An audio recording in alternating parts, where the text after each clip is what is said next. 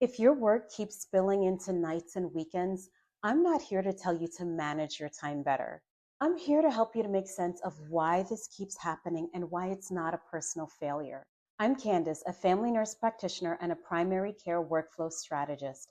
I've worked in the same systems that quietly expect unpaid labor, and now I teach nurse practitioners how to contain their work inside of paid hours without sacrificing the quality of the care they provide. Most NPs I work with are doing everything they were trained to do.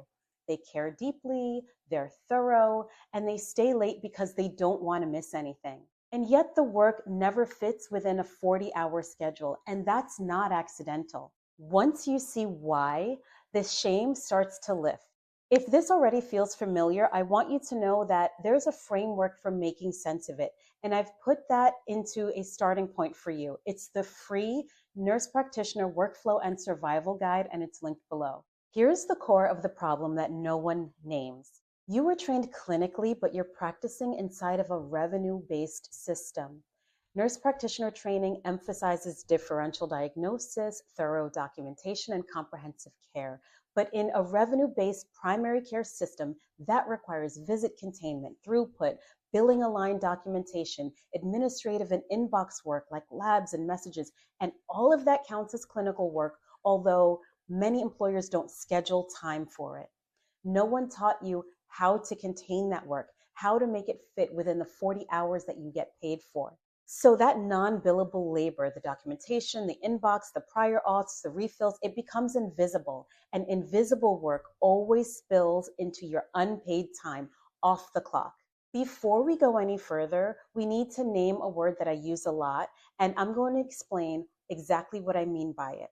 When I say containment, I'm not talking about working faster or caring less or setting vague boundaries and hoping for the best. When I say containment, what I mean is this: every task required to do your job has a defined place inside of your work hours. And if the work has no place to live during the workday, for sure it's going to spill into nights and weekends. And so that's not a discipline issue. That's not a focus issue. That's a job design issue. Now let's look at where containment usually breaks down. Number one, visits. Most NPs were never taught how to contain the length or the scope of a visit with an agenda. So in a single visit, the time expands and more problems get addressed, and that documentation gets deferred until after the visit, after the workday. And it's not because you're inefficient, but you were not trained to be thorough without time limits. Number two, the inbox. The labs, the results, the portal messages, the refills, that is real clinical labor. But in many jobs, the inbox is treated like background noise instead of scheduled work. And so it floats. And the floating work will always land after hours. Number three, documentation timing. Many of us were taught, see the patient now, chart later. And that single phrase will guarantee spillover after the workday is over. So containment requires the documentation to be happening in real time so that you don't have to do a heroic catch up at the end of the day. And by the way, what does the end of the day even mean? Does it mean the end of the workday, or does it mean that time before you go to sleep? Number four, clerical work without a workflow. This part is critical and is often misunderstood. In many clinics, the issue is not that administrative work has no owner.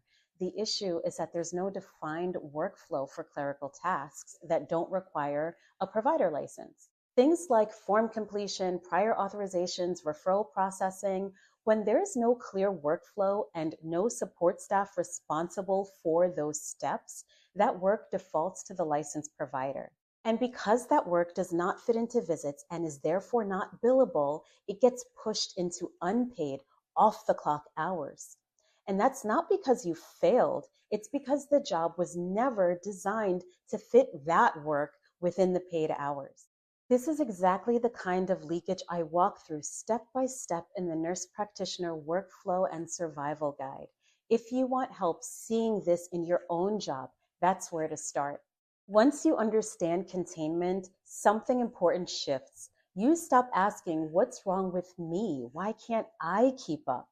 And you start asking, well, what time during the workday is this work supposed to get done? Because it's certainly not supposed to be taking up space in my personal life. That question changes everything. When the work doesn't fit in the workday, most nurse practitioners don't blame the system. They think, I'm slow, I'll get better. Everyone else must be better at managing time than me. This creates shame, moral distress, and fear of patient harm. Here's the truth. Experience does not fix a job that is structurally overloaded. Containment does. You don't need to quit primary care. You don't need to work less. What you need is containment. If this helped you to make sense of why the work keeps spilling over, start with the free NP Workflow and Survival Guide linked below. When you're ready, watch the next video where I break down how unpaid labor gets built into NP jobs and how to spot it before it burns you out.